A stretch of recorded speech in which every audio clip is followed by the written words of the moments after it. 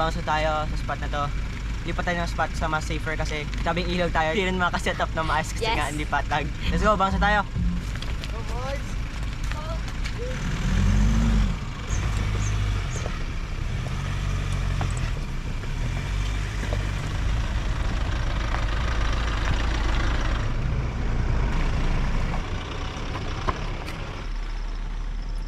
Medyo rough road na to, pinapasok natin ng alas 7 ng gabi.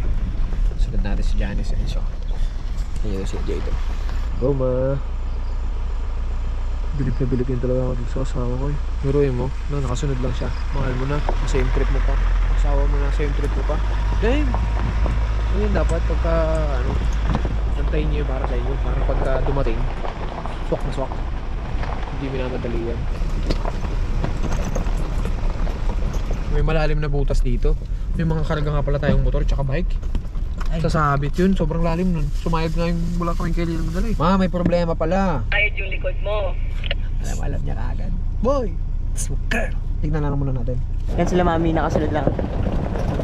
Kapit na di? Malalim kasi nabutas yun, ganun talaga oh. So talagang masayad yung puwet ng sasakyan. So kailangan lang ano, lagyan pa ng bato di? Oo, dapat. Ayan na? Oo. Malalim talaga.